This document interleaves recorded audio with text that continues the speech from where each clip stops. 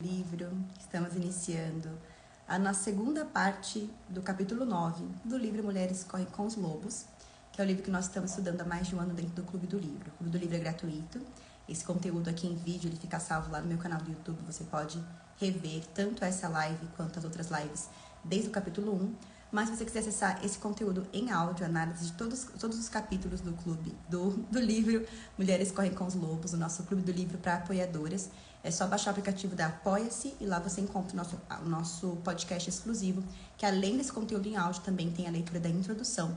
E vamos ter encontros exclusivos para as apoiadoras do Apoia-se, para a gente poder dar continuidade e se aprofundar nesse projeto. Mas toda a leitura, o audiobook e as análises dos capítulos é o conteúdo em áudio do audiobook. E os vídeos das análises são gratuitos. Você pode participar do Clube do Livro e começar a ler o livro Mulheres Correm com os Lobos com a gente. Essa live a gente vai dar continuidade aos estudos do capítulo 9. Já vou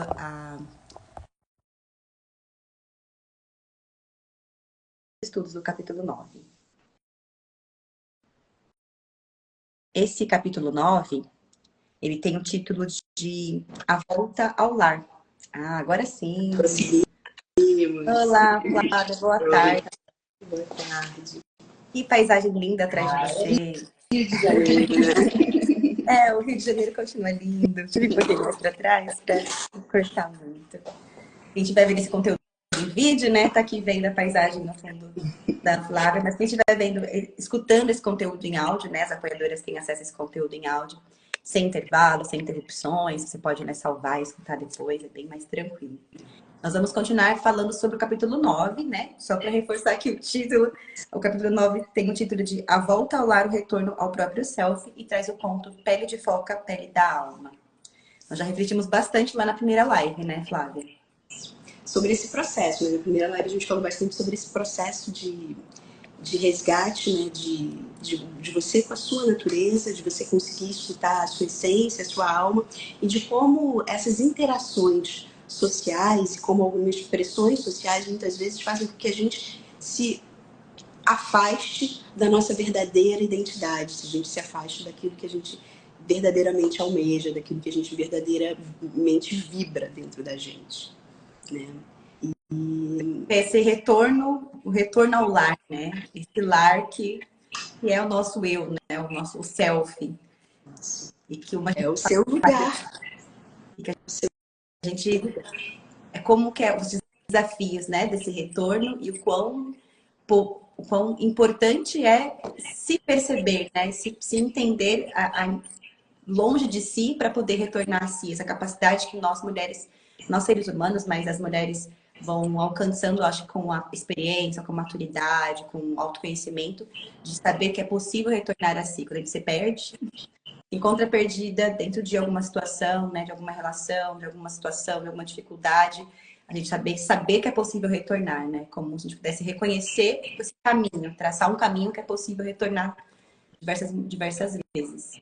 E às vezes esse caminho ele é dado a partir da experiência, de vivências, de coisas onde a gente pode acessar a nossa essência, né? Seja no momento de dança, seja no momento de escrita, de criativa, seja no momento onde eu faço alguma coisa, onde eu sinta esse meu chamado, onde eu sinta essa minha aptidão, essa minha potencialidade, convidada a dançar, convidada a se manifestar, né? Eu abro as portas desse meu interior, né? E tenho acesso ao que está muitas vezes dentro do inconsciente, está dentro do meu chamado, do meu mais profundo.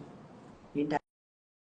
E lá no conto Pele de Foca, Pele da Alma, o conto começa, né, a dramatização do conto começa com quando a pele é roubada, né?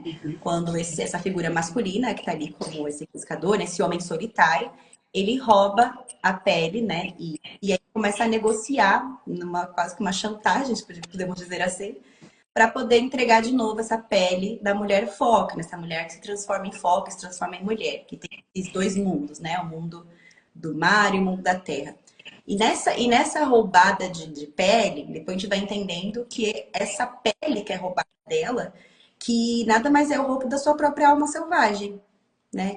Que é tirada dela e depois começa a ser negociada como se ela não tivesse o direito poder escolher ou de poder vivenciar, de ter a sua alma selvagem livre para ser quando ela quiser ser, né? Retornar a ser foca quando ela quiser ser foca. Então ela começa a cumprir ali esse acordo desses 7 anos, 7 verões, que ela fica longe da sua própria alma selvagem para cumprir um papel materno. Quanto que isso é significativo, esse papel materno que é cumprido durante os longos 7 anos. E quando ela retoma, né, esse chamado de eu quero a minha alma selvagem de volta. Eu quero voltar a me reencontrar, voltar para o meu lar. E aí começa mesmo ali que a gente se aprofunda no conto, depois a gente foi entendendo com a sua ajuda e com a ajuda da Clarissa lá na leitura do livro, esses desafios, né, de retornar. E esse tema maternidade, que a gente falou um pouco na live passada, é um tema, né? Só para confirmar, Flavinha, você é mãe, já gestou, tem Não algum filho? sou mãe ainda. Nós temos isso em comum, né? Não somos mães de seres humanos. Ainda. Mas eu tenho certeza que nós podemos identificar na nossa história a maternidade que já aconteceu e acontece, seja dos nossos próprios pais, seja com projetos, aquilo que a gente já gestou, já pariu, aquilo que a gente teve que, né? Tudo, os lutos, tudo isso, né? Mas esse amor, eu sempre digo que parte da mesma fonte, né? A gente consegue identificar quando é um amor materno, mesmo que não seja por um filho especificamente, né? Um ser humano, mas a gente identifica que é um amor materno, não tem, é muito claro para uma mulher, eu acho, ela entender a diferença do amor romântico para o amor materno, mesmo ela não tendo a experiência de ser mãe, né, de um ser humano, ela entende quando é o amor materno. E aí quando a gente vem para esse tema partindo de um ponto de estudo entre duas mulheres que não vivenciaram nenhuma gestação, não vivenciaram essa maternidade de seres humanos, mas que estudam muito esse tema por trabalharmos com mulheres. Por sermos mulheres, principalmente, porque eu acho que é um tema que envolve é um tema do mundo feminino, né? É um tema que envolve as mulheres, independente daquelas que escolheram a maternidade ou não, envolve a nossa vida. E também porque a gente vem de uma relação materna, né? A gente teve uma relação aí materna, paterna, então a gente precisa entender essas relações até para criar uma boa relação com a nossa própria mãe, né? Para se entender. Então vamos partir desse ponto, mas eu acho que vai ser muito legal depois no nosso grupo, se as mães puderem trazer para a gente relatos, né? Onde que elas identificaram, se elas passaram por situações, a gente vai trazer aqui, partindo desse lugar mesmo de observação, de estudo e de uma análise que a gente tem de diversas mulheres com as quais a gente convive, trabalha, e os estudos também de especialistas das áreas, né? Eu me interesso muito pelo tema maternidade, e é o que me faz cada dia mais entender que a gestação não é uma escolha minha. Mas eu me interesso muito pelo tema. Falo assim que eu sei tudo sobre gestação, né? Eu tento cada vez me absorver mais esse conhecimento, porque eu acho que é um conhecimento importante. Então, até para aquelas mulheres que não são mães, se identificar muito com o que a gente vai trazer aqui hoje. Então, primeiro vamos falar dessa maternidade romantizada, ou como você quer trazer para a gente essa questão, né? De roubo da alma. Se a gente parar para olhar, Carol, a gente está falando sobre o roubo da alma, mas a gente também está falando sobre o roubo da pele. Por quê? Porque é através da pele, é através do que o outro vê da gente, é através do que a gente está deixando aqui sobressair para o outro, que eu estou refletindo, que eu estou dando vazão para que a minha alma se expresse ou que eu estou apagando ela. Então aqui, só nessa correlação, já existe uma relação direta entre a nossa alma e aquilo que eu expresso. Porque o que é a pele? A pele é só o que está à mostra, né? A pele é só a minha camada, meu maior órgão, mas totalmente superficial. E eu estou falando através de um roubo de pele, de um roubo de alma também. Por quê? Porque eu estou falando sobre aquilo que é mostrado e como é mostrado. Eu já participei, já fiz, até relativamente recentemente, um processo de fertilização. Eu já vivenciei isso, de uma certa forma, no meu corpo. Muitas mudanças e muitos processos internos que vêm junto com isso. E sentir assim, meu corpo se transformar completamente a partir desse processo. Existe uma questão muito forte sobre a pressão social sobre a maternidade e sobre a visão que a sociedade impõe sobre a maternidade, sobre uma pressão para a maternidade, que isso vai muito além da pergunta da tia, do tio na festa de família, mas e seu filho? Mas quando é que vem o neném? Mas não vai casar, não? Mas, e aí você tem o primeiro, e quando é que vem o outro? Muito além dessa pressão, né, que coloca, que é colocada de uma forma direta, mas ela está implícita em várias outras questões. Ela está implícita, a gente acabou a última live falando sobre a diferença entre se fosse um pai e se fosse uma mãe dentro dessa história. E se fosse um pai, será que ele seria tão cobrado? O que se espera do papel de uma paternidade? O que se espera do papel de uma maternidade? Né? E que pressão se coloca sobre isso? Eu fico assustada quando eu vejo algumas mulheres falarem abertamente sobre o peso que é a maternidade. Você está voltando a sua vida toda completamente para um outro ser dali. E serem censuradas, como se elas fossem menos mãe por causa disso. Como se o fato daquilo ser pesado para elas fizesse com que elas amassem menos seus filhos, o que não é uma verdade. O amor que elas sentem por seus filhos, por suas crias e o cuidado é enorme, e por isso elas se colocam e se sujeitam a uma alteração completa do seu modo de vida. Há muitas vezes a abdicação da sua individualidade, da sua individuação, para estar a serviço daquele amor. E isso tem um peso, é claro que isso tem um peso. É claro que você acordar de 3 em 3 horas para dar mamar, para ver que a criança soluçou, se ela está dormindo bem, é claro que isso tem um peso, tem um custo fisiológico para a mulher. E é nocivo, às vezes, como isso é romantizado, como isso é colocado de uma forma quase que obrigatória a ser passada sem dor. Tem uma dor aí, sim. Tem um processo de exaustão, sim, nisso tudo. E enquanto a gente não encarar isso de uma forma mais natural e mais correta e mais de acordo com a realidade como ela se expressa, né, menos a mulher vai ter recursos para dar conta disso. Quanto mais a gente tenta esconder uma questão, quanto mais a gente tenta esconder um problema, jogar ele para baixo do tapete, menos recursos eu tenho para solucionar, menos recursos eu tenho para resolver. E a tendência é que mais esse problema se aumente. Então, existe um peso muito grande sobre a pele da alma da mulher mãe. Existe um peso muito grande da preocupação social, né, que é colocada dentro da mãe, e de uma exigência de que ela abdique muito de si, de que ela abdique totalmente de si, para que viva só em função da maternidade, às vezes daquela família. De fato, durante um tempo, né, do desenvolvimento dessa criança, isso é preciso. Mas também precisamos pensar que é essa mesma mãe que vai formar essa criança. E que essa mesma mãe, que através do seu exemplo, que vai inspirar essa criança. E que criança a gente quer que venha para o mundo? E que formação a gente quer para essa criança? É uma criança que cresça com uma codependência afetiva? É uma criança que cresça com dificuldade de se expressar como adulto?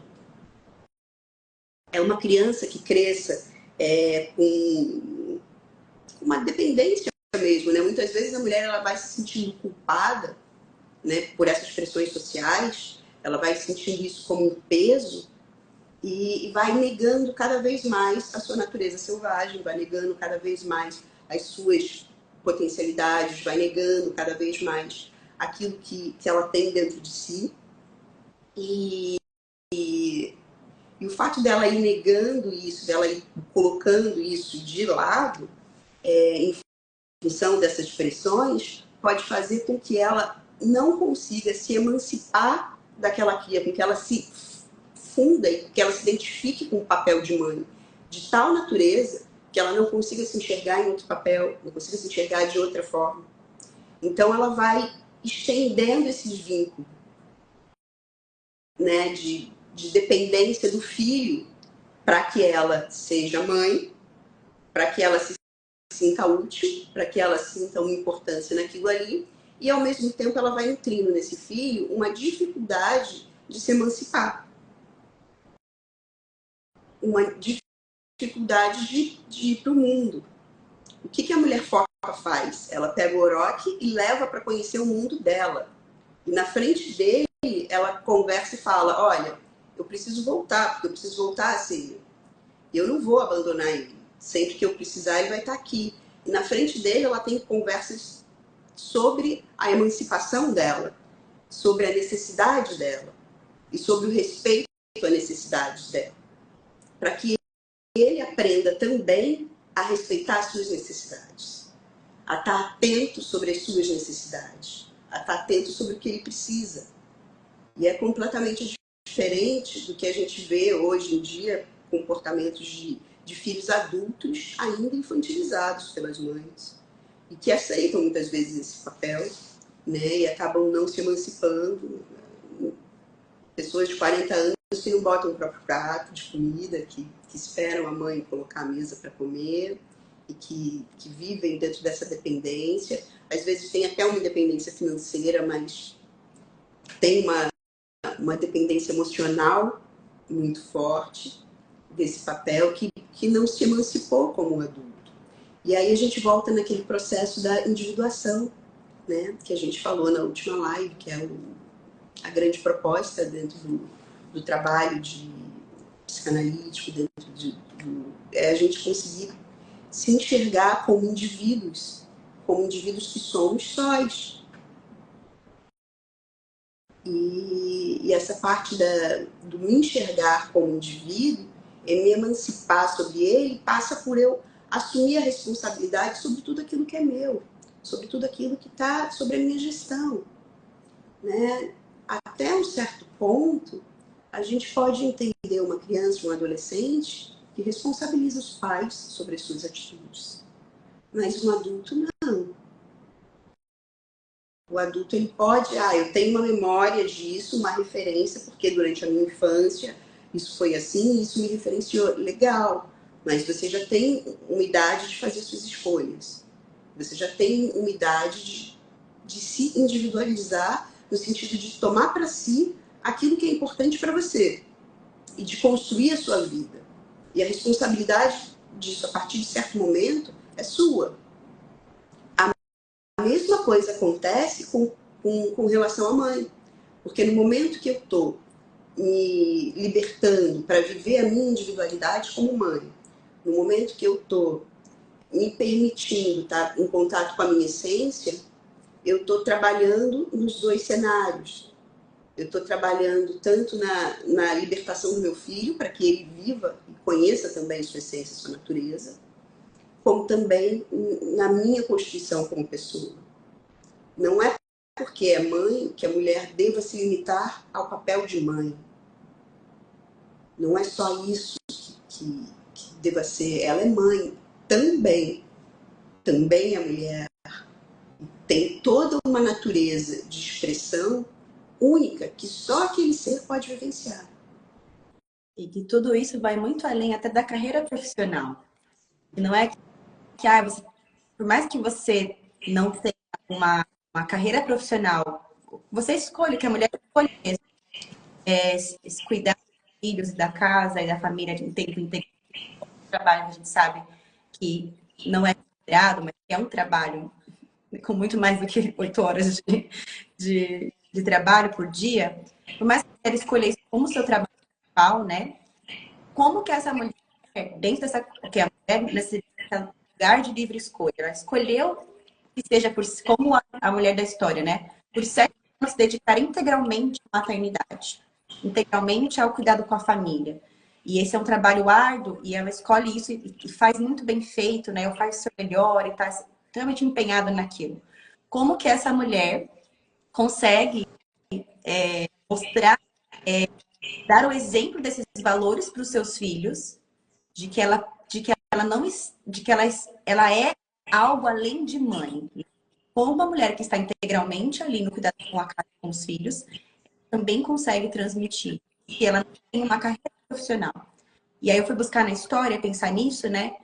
Aí que vem na história, ela mostrar para ele as coisas na parede, né? Que vai contando a história dela, ela voltar. Então, vai muito além de uma carreira profissional, né? Você, mãe, talvez deixar até as mães que estão nos escutando, né? Você já foi mãe, que se dedicou à maternidade por um bom tempo da sua vida, por um tempo menor ou por um tempo maior, né?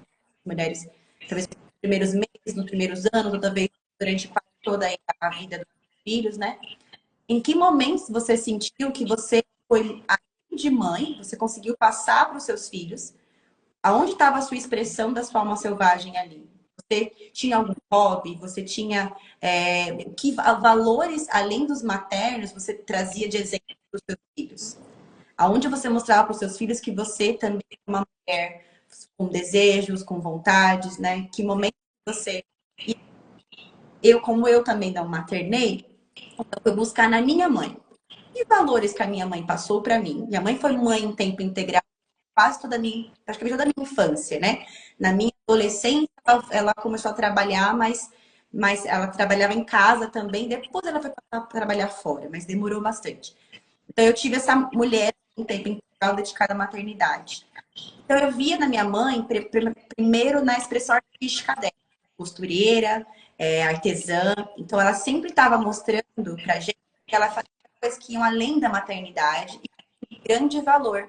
Então quando ela reformava os móveis da casa, quando ela costurava as novas roupas, quando ela fazia algumas coisas também para ganhar dinheiro, né? Mas então, e ver esses pequenos movimentos da mãe, ela dava um concerto de costura para fazer, ou ela fazia bolo por encomenda, ou ela fazia pão para vender para fora. Era a maneira que ela estava colocando a alma dela criativa para além da maternidade. Então, não é que ela costurava roupa pra gente porque ela era nossa mãe, é porque ela era uma artista talentosa na costura.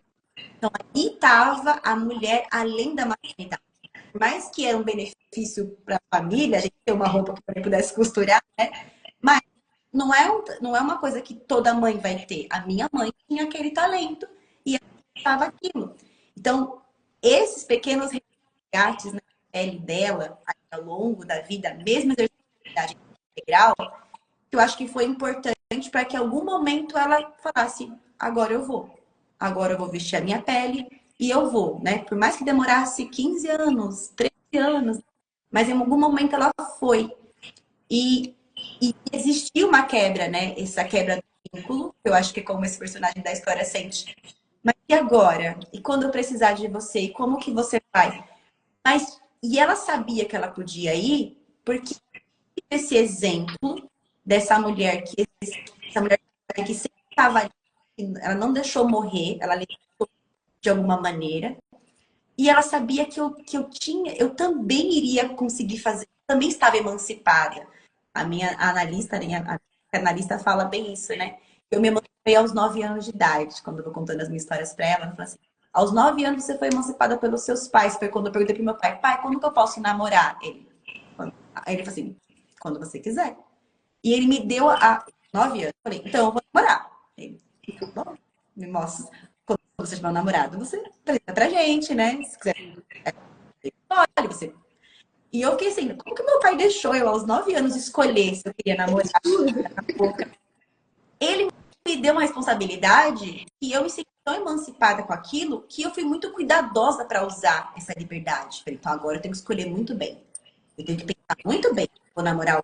Não vou sair beijando na boca, porque se eu beijar errado, se eu fizer uma coisa que eu me arrependa, a culpa é minha. Meu pai deixou eu fazer. Então, quando minha mãe lá na frente, ela, sabe, de alguma maneira os pais eles vão emancipando a gente, né?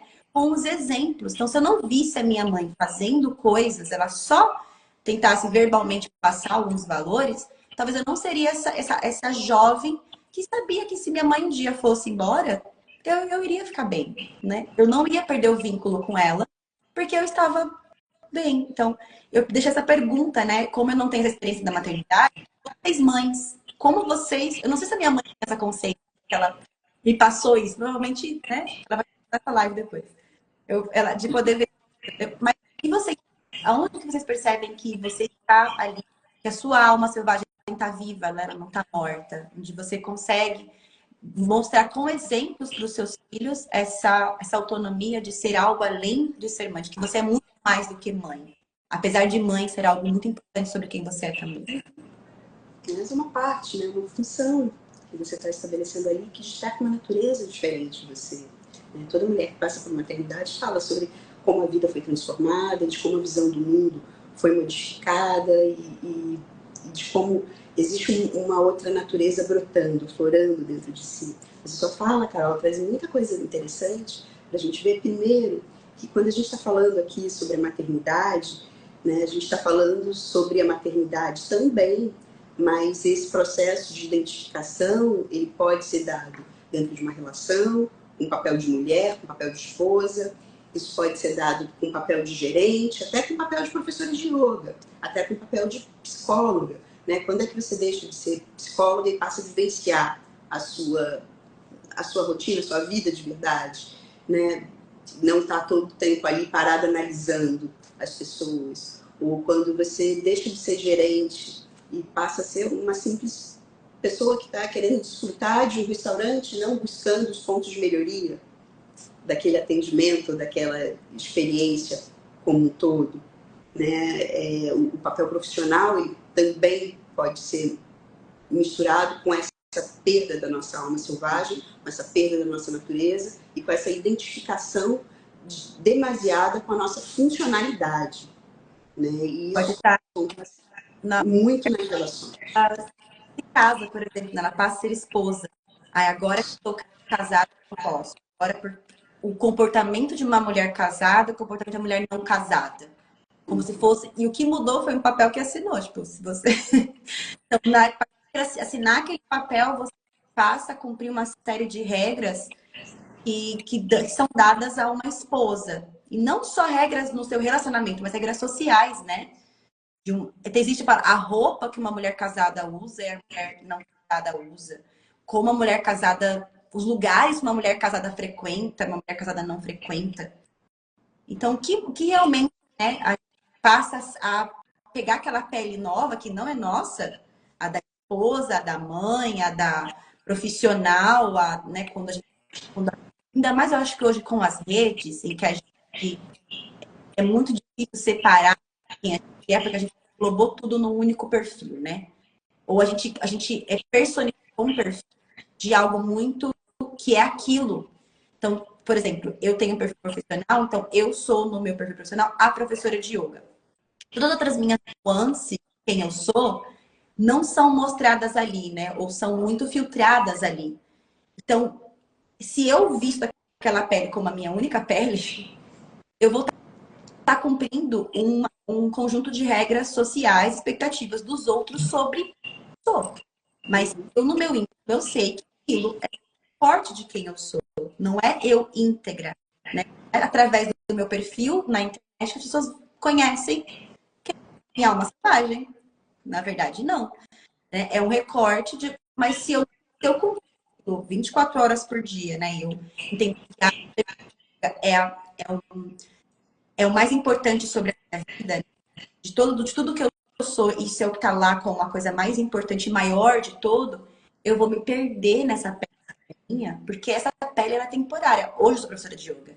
E amanhã? E ontem? Então, mas existe algo que é uma essência que ela se mantém toda a minha trajetória. Independente de ser professora de yoga ou não, independente de ser mãe ou não, independente de ser esposa ou não. Que é o que acontece. Que você traz para esse papel, né? Que vai ser o seu diferencial como professora de yoga, né? E aí, como é que você vai vivenciar esse ser professora de yoga com um toque de Carolina? Porque o yoga com a Carolina é diferente, com o yoga com o Matheus, com o yoga com a Joana, com o yoga com a Maria, porque esse toque vem da sua essência. Tá? E da mesma forma acontece com a maternidade. Né? As mães, elas são cobradas em muita coisa. Assim, tipo, eu tenho um exemplo muito forte em casa, e eu tenho até que pedir desculpa para ela mais uma vez. A minha mãe, ela nunca soube cozinhar.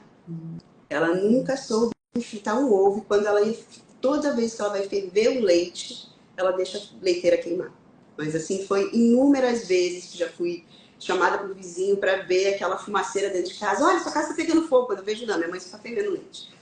E ela foi muito cobrada, de uma maneira geral, pela sociedade, apesar de sempre se preocupar muito com a minha alimentação, com a alimentação do meu irmão. Mas houve um momento até que mãe, poxa, todo mundo na minha casa, todas as minhas tias cozinham super bem, minha avó cozinha super bem. Por que você não sabe cozinhar, caramba? Por que só aqui a gente só come macarrão? Né? E outras coisas. Então, comida, quando tem legumes e tudo mais, vem da rua.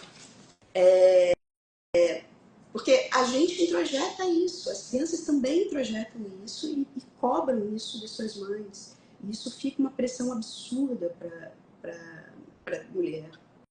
Ela não precisa saber de tudo, ela não precisa desempenhar o mesmo papel que acontecia há 200 anos atrás, ou há 100 anos atrás, onde a mulher acordava de madrugada para fazer o pão, para poder preparar a mesa. Então, tipo, a mulher acorda às 4 da manhã para arrumar tudo, para que a família acorde às 7, às 8, esteja tudo ali pronto, e aí acumular isso com as funções dela como pessoa.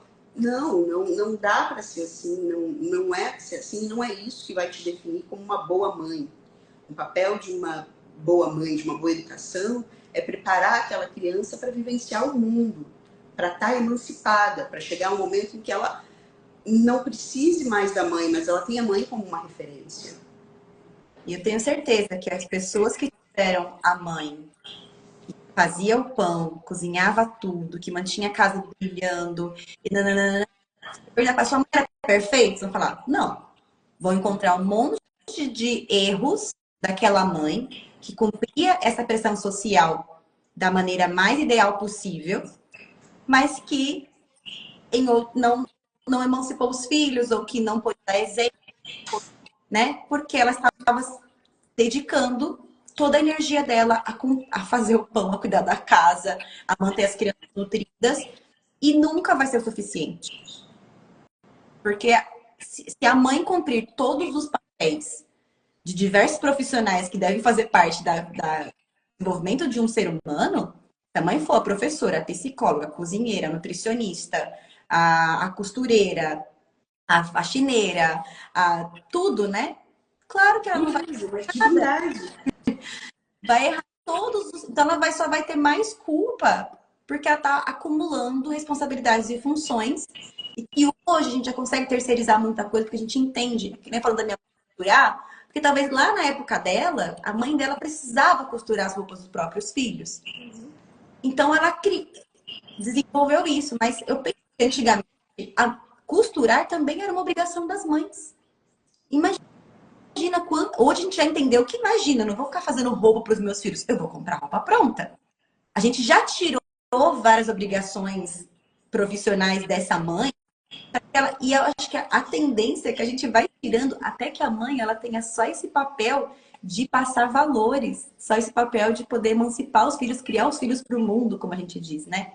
Poder criar, e através do principal, que não seja a mãe que ela cumpra todos os papéis, porque se a mãe tem que cozinhar, a mãe tem que até a cuidar de um bebê, né? Qual é a mãe que sabe todas as necessidades fisiológicas de um ser humano pequeno? E é um conhecimento profissional mesmo, né? Então, ou a pessoa ela estudou e ela sabe aquilo, ou ela não tem que saber, ela vai buscar pessoas que sabem, né? E poder... Ou outras coisas vêm de uma conexão tão profunda que tornam alguns processos intuitivos. Ninguém sabe mais sobre o choro daquela criança do que a mãe dela. Ninguém sabe mais sobre a própria criança. Eu recentemente estava vendo uma página sobre mães de autistas. E aí eu me deparei com uma frase que eu achei muito interessante. Ninguém é mais especialista naquele autista do que a mãe dele. Você não vai encontrar nem terapeuta, nem...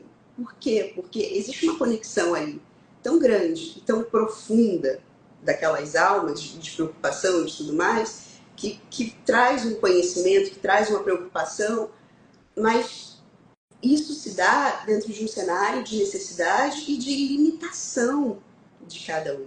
Isso já é muita coisa.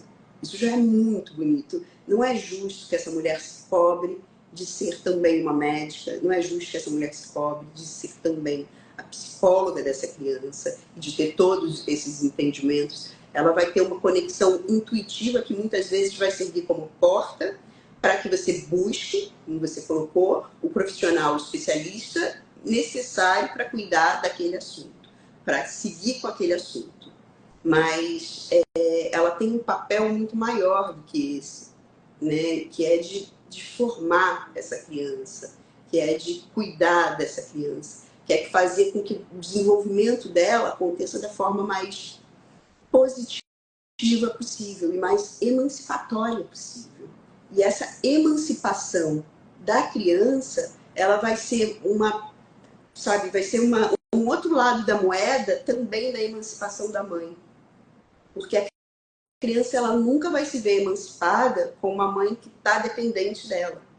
E muitas vezes, a partir dessa conexão, né, insustentável ou disfuncional que acontecendo ao longo da vida, que a gente gera algumas situações de codependência afetiva. Tanto da mãe quanto da criança. Porque aí cresce um adulto que não consegue se emancipar emotivamente.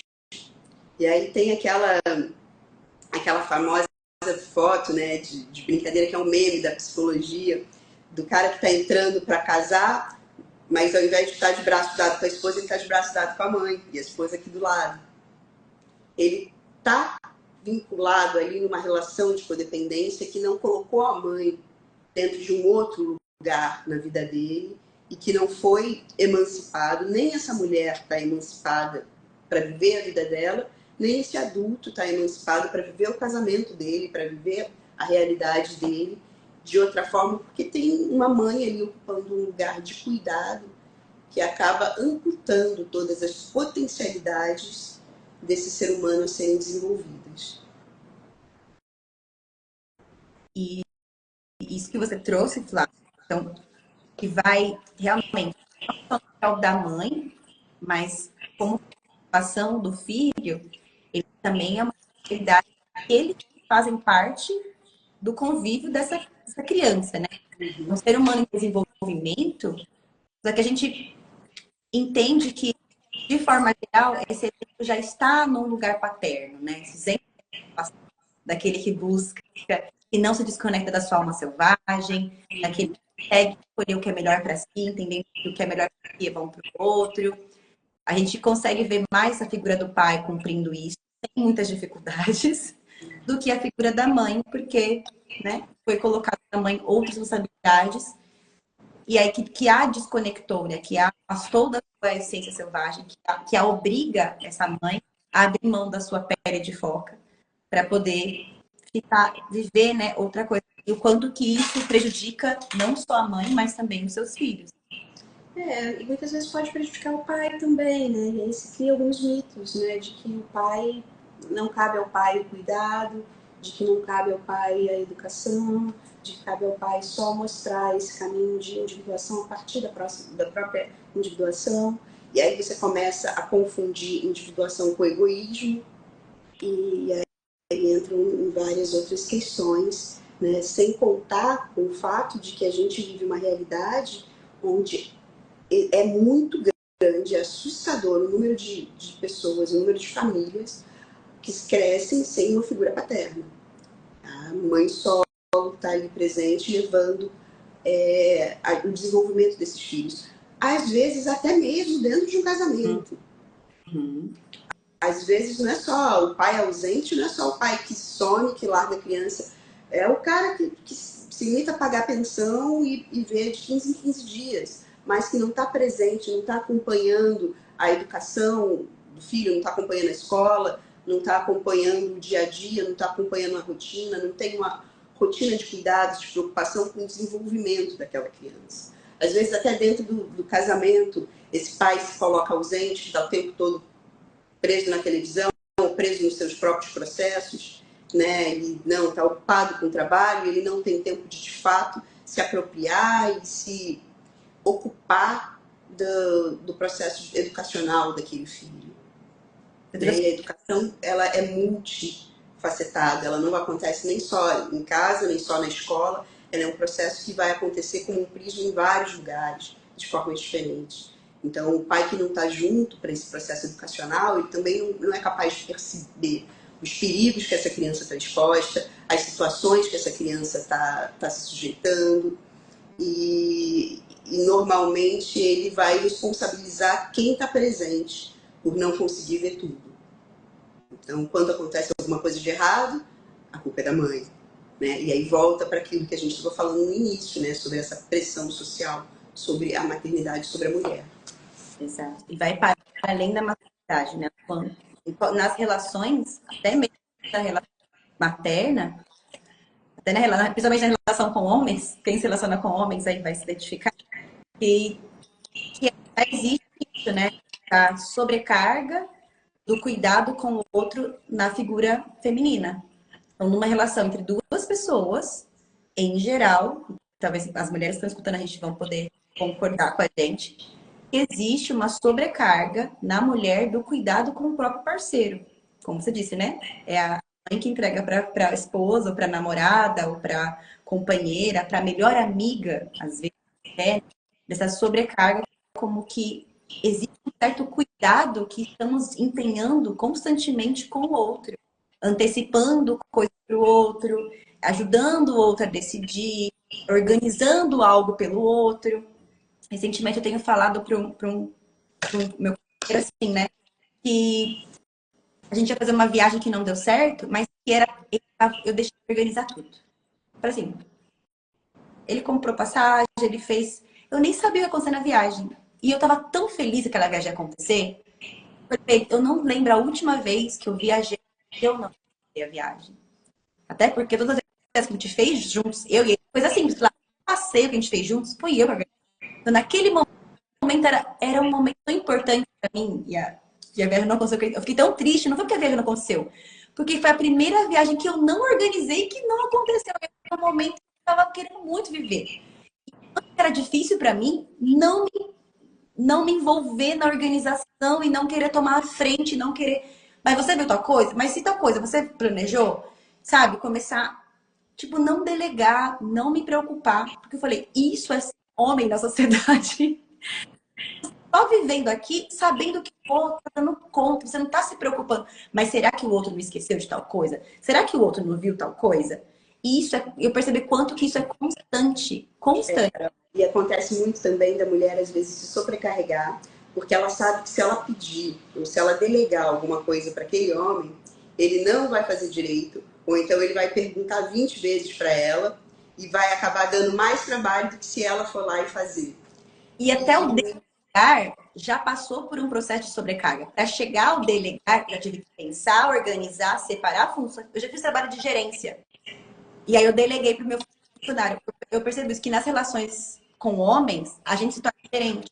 E o máximo que eles conseguem cumprir, com muito esforço, é ser um funcionário, um bom funcionário.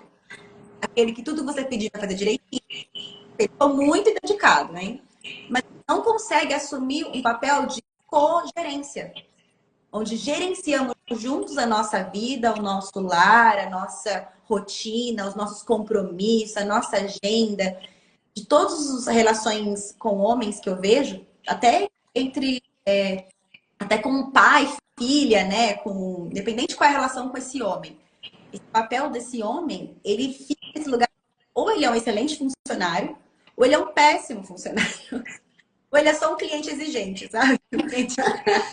Mas ele dificilmente tem papel de gerência. Eu estou ele assume aquilo como responsabilidade, né? Isso acontece. Existem alguns homens que fazem isso, mas é bem mais raro, realmente. Muito. Não é uma coisa muito comum, é uma coisa rara. Assim como também existem mulheres que não dão conta da maternidade e que se ausentam, né?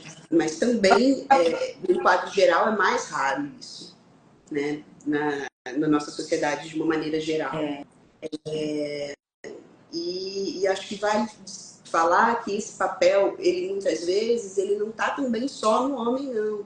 Às vezes, dentro de relações homoafetivas, você tem uma reprodução de estrutura heteronormativa, onde uma pessoa vai assumir esse papel dessa maternidade normalmente mais forte, né? E a outra pessoa pode desenvolver esse papel, né, vou colocar assim, do homem disfuncional, desenvolver esse papel do homem mais acomodado, com uma estrutura que não é tão exigente com ele.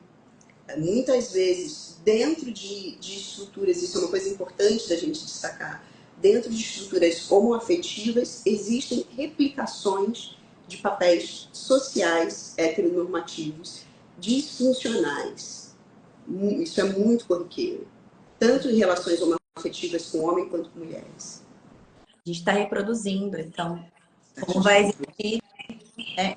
E é muito, eu acho que aí, o que a gente está reproduzindo? Está reproduzindo o que a gente viu a vida inteira, o que a gente não aprendeu, o que a gente deixou de trabalhar na vida, né? Se eu entendi minhas dificuldades da minha relação na infância, eu sou muito assim porque meu pai era assim, porque minha mãe era assim. Ok, agora é minha responsabilidade transformar isso, mudar isso, ou continuar só reproduzindo isso.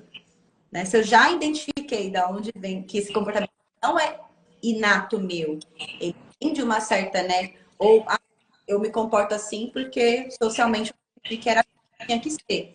Mas aí eu volto para mim e falo, ok, isso me prejudica, isso é bom para mim, aonde que eu posso mudar e não só jogar a culpa é da sociedade e aí continua como tá, a culpa dos meus pais e continua como tá. Achar os culpados não mudam os fatos, achamos os culpados e agora, né? O que eu faço com o resultado aqui da culpa deles? Eu trabalho isso. E eu acho que culpa é uma palavra que eu nem gosto de usar, porque a culpa ela remete a uma coisa que não. A culpa ela não tem funcionalidade nenhuma.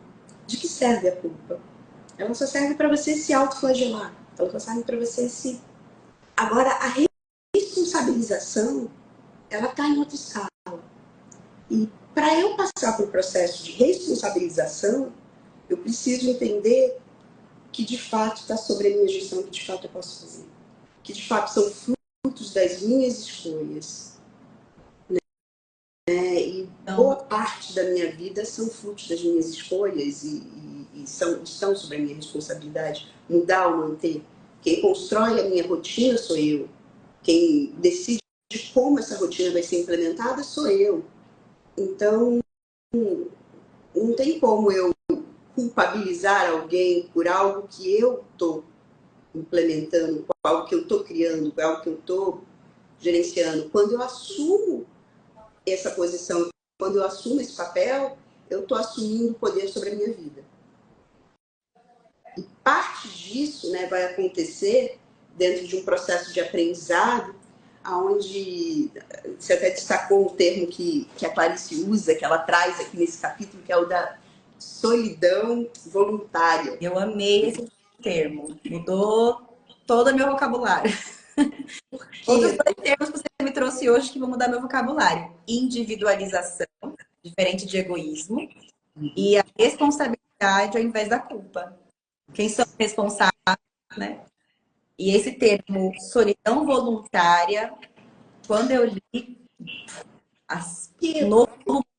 Existe uma coisa muito. E a gente, numa cultura latina, aqui, a gente tem uma coisa de não pode ver ninguém sozinho.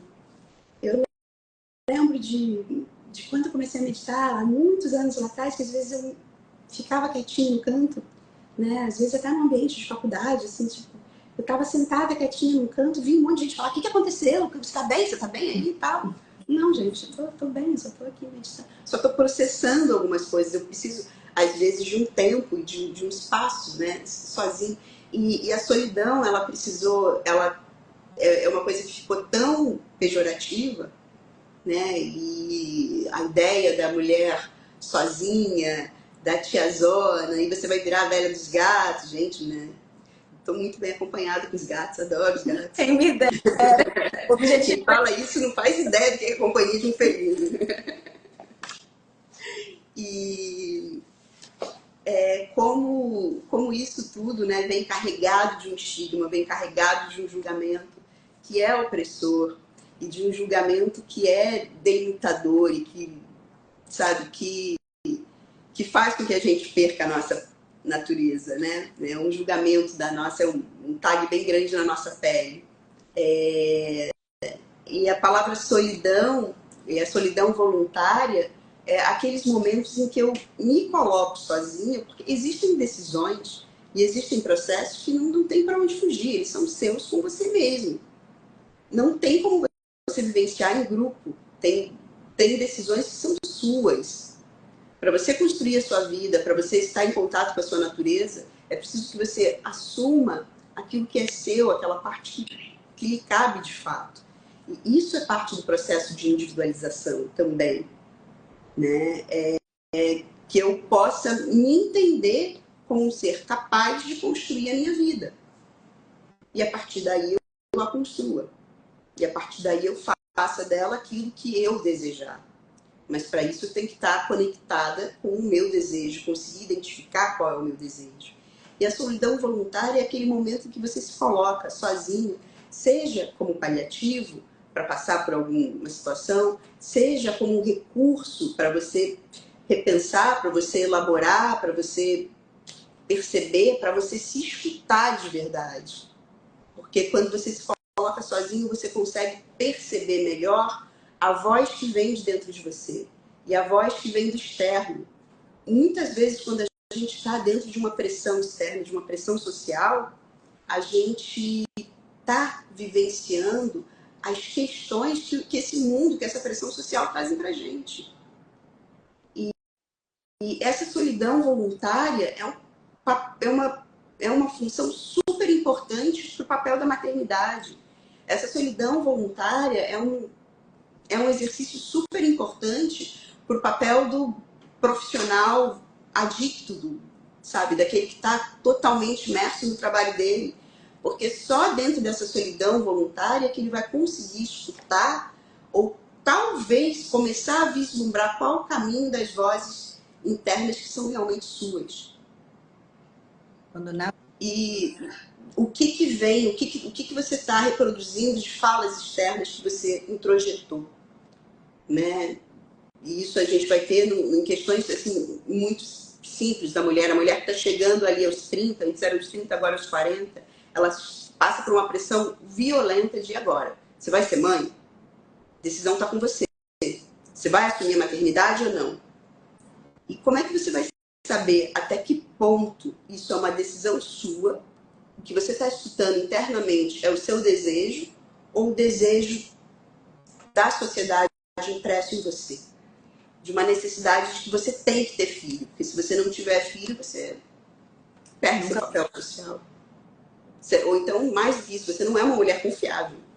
Eu já não confio em você, já não sei para onde você quer ir, o que você quer fazer. Então, para a gente conseguir se conectar com o que é nosso, com as nossas vozes, com os nossos desejos, para a gente conseguir se emancipar de fato, é preciso vivenciar processos de solidão. Né? De solidão, vamos chamar de solidão voluntária, vamos chamar de solitude, vamos chamar da maneira que mais fizer sentido para você e abrandar teu coração, mas é preciso que se entenda sozinho. E eu queria deixar aqui, Flávio, para concluir essa questão da maternidade, né? E o meu processo de entender que eu escolho não gestar, passou por um processo de solidão voluntária, de buscar, porque existe toda a pressão, né? Eu ser eu ser a única filha mulher da minha mãe, o desejo da minha mãe de me ver verbalmente muito colocado. E quando eu busquei a solidão voluntária, de me afastar dessas vozes, né? Não só da minha sociedade, que era mais gritante ainda, de me entender, eu entendo, talvez estão passando por isso, ou que vão passar em algum momento, de que maternidade e gestação são coisas diferentes. Uma coisa não depende da outra. Que se existe uma pressão social para a gente gestar, e a gente talvez não tiver essa oportunidade de ter uma conversa interna para tomar essa decisão entre gestar ou não gestar, porque existe um relógio biológico, existe uma pressão, existe muita coisa, e você também talvez não quer passar por um processo de inseminação ou de congelamento de óvulos, tudo isso, porque também é outra pressão que vem. Você pode E a maternidade, ela pode acontecer a qualquer momento. A gestação é que existe talvez um período e uma grande pressão, porque a gestação você não controla, independe das suas escolhas. As mulheres quererem gestar não significa que elas irão gestar. E as mulheres não quererem gestar, elas não tomarem isso como uma escolha, pode ser que aconteça uma gravidez não planejada. Então, independe da sua escolha, o gestar. O que você pode escolher é a maternidade. Independente de gestar ou não, você pode escolher vivenciar a maternidade. E isso pode ser em qualquer.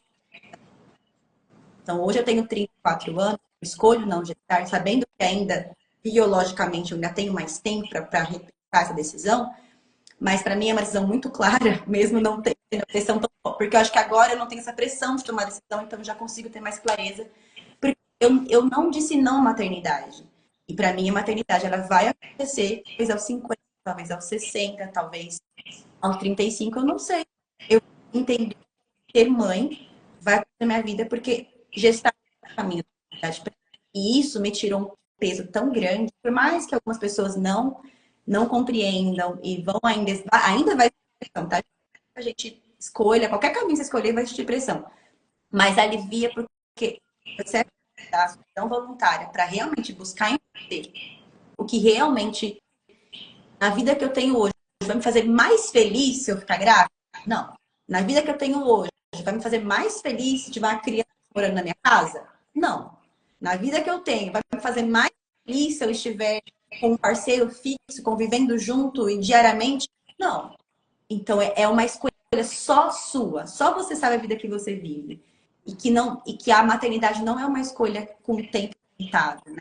Quando a gente abre o nosso campo de entender o que é maternidade, não é gestação, e ser mãe não é gestar, tira um pouco o nosso peso da escolha com o relógio contando, né?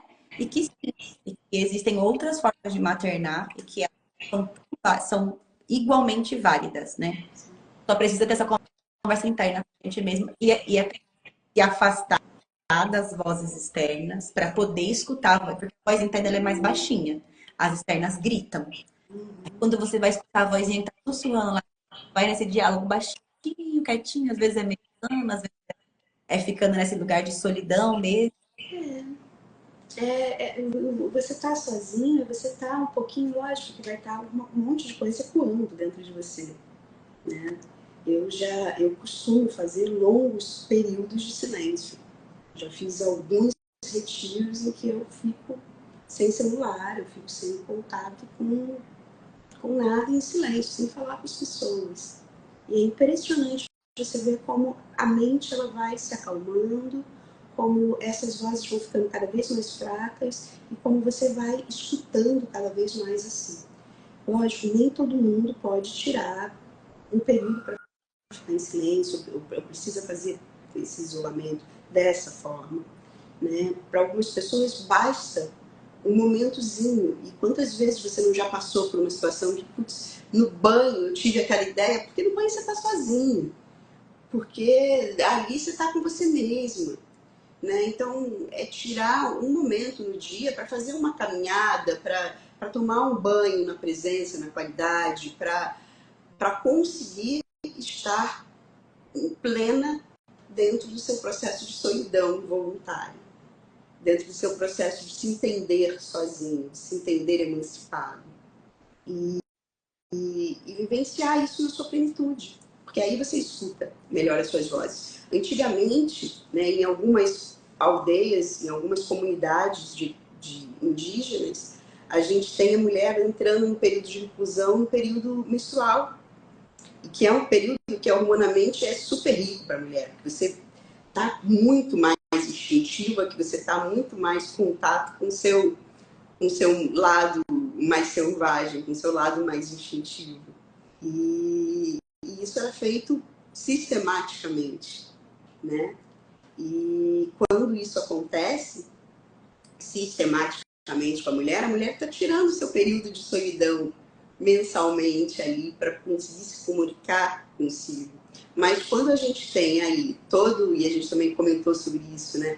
Sobre lá no Clube do Livro, a gente tem toda uma pressão feminina para mostrar que você nem sente que está menstruada, que esse período pode não existir, e ao invés de sustentar o que a gente precisa muitas vezes, que é vivenciar a dor, que é vivenciar a dificuldade do momento, para que você consiga vivenciar todas as potencialidades que aquele momento traz para você. É estar presente em todas as emoções que ali vão surgir. E entender que você, como humano, vai ter todas elas dentro de você.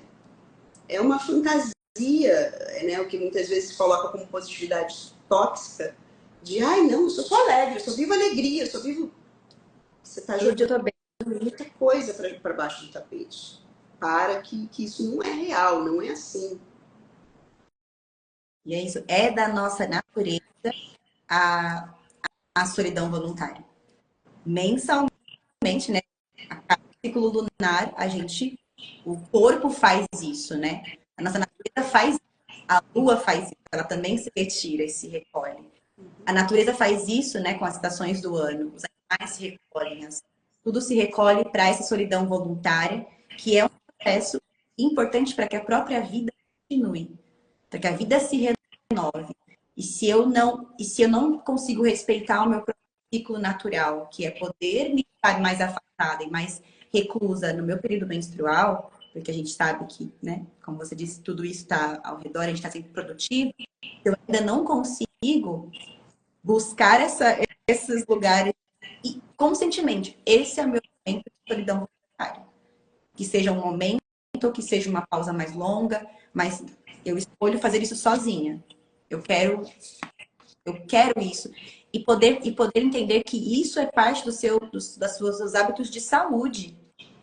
Ai, nossa, se eu fizer uma coisa sozinha, sem meus filhos, sem meu marido, sem tal pessoa, ai, como eu vou ser egoísta, isso não tá bom, nananã, então não vou fazer, porque se eu fizer sozinha, não vou ser uma pessoa boa. É parte do processo de saúde, né? Quantas mães que às vezes não podem ir no banheiro sozinha, não podem evacuar no banheiro sozinha, porque tem que estar o tempo inteiro com a porta aberta, com os filhos chamando e fazendo demanda, o quanto que isso é não saudável para você. E você sabe, se você passa por isso, você sabe o quanto é não saudável não poder tomar um banho sozinha, não poder ir no banheiro sozinha, não poder ter momentos, né, curtos de solidão voluntária. E quando isso vai se acumulando, chega uma hora que a gente só quer largar tudo. Só quer viver a solidão voluntária acumulada que não foi Mas mensalmente respeitado. para isso é importante também, né, que todos os envolvidos no desenvolvimento dessa criança assumam seus papéis, né, de estarem envolvidos no desenvolvimento e na educação dessa criança de fato. Porque parte da educação da criança também é deixar que a mãe cuide da sua saúde mental, psicológica, para que continue desenvolvendo a maternidade, que é um exercício mais exaustivo que tem. Não existe papel no mundo, não existe nenhuma função no mundo, né, nem gerente, nem presidente de nada que seja mais demandante do que a maternidade. Nem a medicina, porque o médico ele vai ter uma vida sobre a responsabilidade dele em determinado tempo, em determinado minuto. A mãe, ela tem isso em tempo integral. A mãe, ela integralmente, ela está preocupada com aquela vida, integralmente ela está preocupada com o desenvolvimento, com aquela educação, integralmente ela está preocupada em gerenciar a logística, em gerenciar tudo para que a criança tenha tudo que ela precisa como suporte para se desenvolver. Então, é uma função, sim, muito desgastante, é uma função, sim, muito demandante. E cuidar da saúde emocional e psíquica dessa mãe é parte de cuidar para que essa criança possa ter um desenvolvimento adequado. E que fica esse recado, né, mães?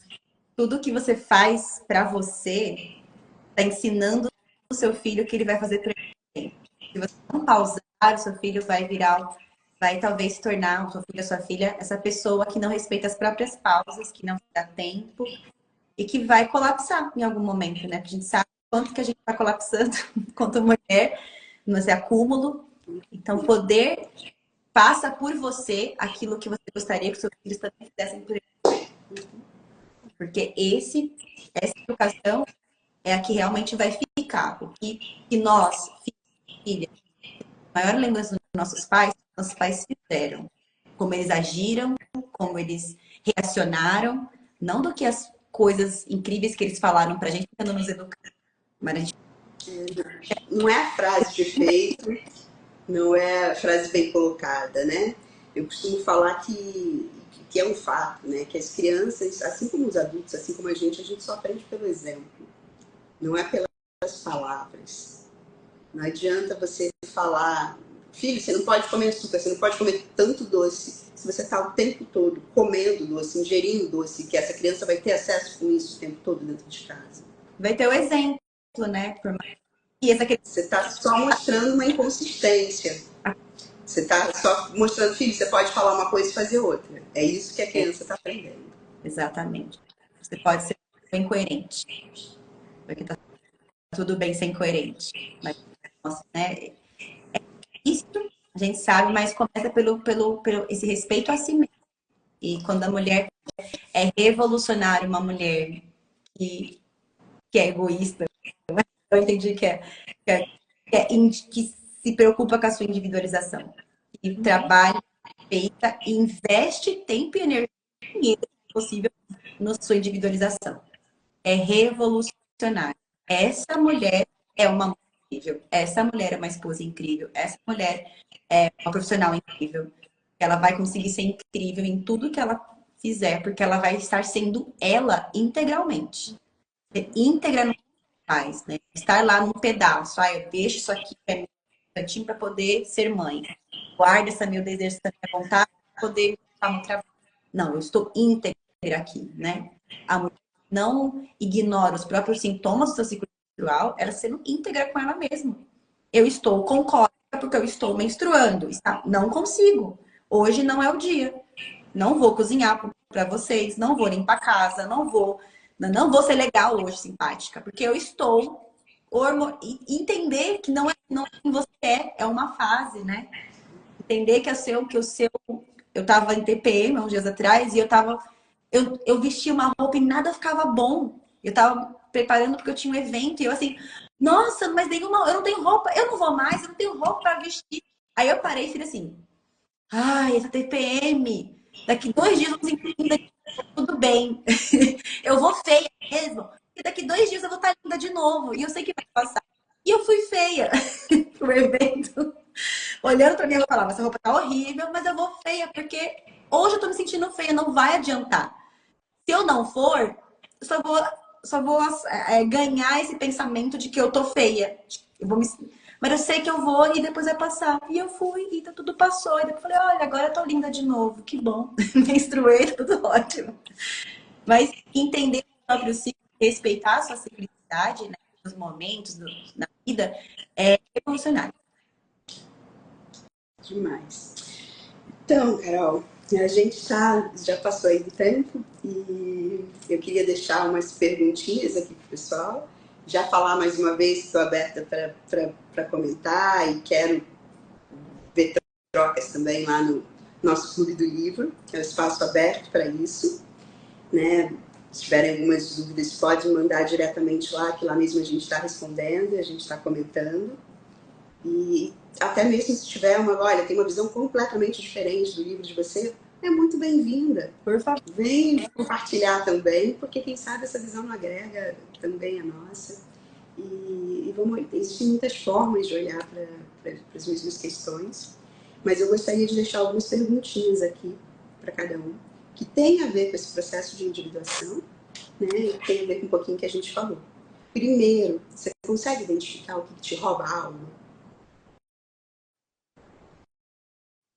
Qual é o processo que, através de julgamento dessa tua pele, faz com que você perca contato com a sua alma?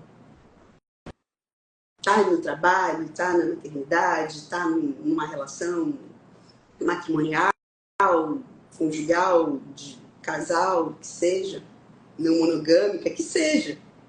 Está dentro de algum outro papel que você desempenha, com amigos? Aonde que está isso? Está no papel de filho mais velho, está no papel de filho, de neto, de avô? Segunda pergunta, que comportamentos e aonde você tem que se manifestado muito mais com a culpa do que com a responsabilização. Em quais processos você está se identificando com a culpa, e essa culpa ela vai te colocar no lugar de vitimização, normalmente, ou de vítima ou de algoz, e em quais processos você já pode ir trabalhando isso para trazer a sua responsabilização. Né? Sem essa visão de algoz e vítima, mas com uma visão de um ser atuante sobre aquilo, e que tem responsabilidade, até onde vai essa responsabilidade. E o que você pode assumir ou não. E por fim, mas não menos complicado, aonde está o teu desejo? O que anseia a tua alma? Quais sonhos você tem? O que você deseja de verdade para sua vida? E que não se relacione com nada mais, só com você. Com você, o que você anseia. E não que o que esperam que você acenda. E não o que você anseia para mostrar para o outro. Não o que você anseia para que os outros tomem ciência. Mas suponhamos que você fosse viver numa ilha deserta e ainda assim o que você ia querer fazer? O que você ia querer ansiar para sua vida? Que papel você gostaria de desempenhar? Que sonho você gostaria de ter? O que você deseja de verdade? É um desejo que não é para os filhos, para os seus pais, para as pessoas. Simplesmente para você. Não é uma satisfação a dar para o outro, mas para você. O que você deseja para você? A pergunta é profunda. Vamos mandar as perguntas lá no grupo do WhatsApp? Vamos embora. Bom, E a gente se encontra logo mais no capítulo 10. Tudo bom. Flávia, mais uma vez, obrigada. Nos vemos em breve. Certo. Beijo grande, Carol. Até logo. Tchau.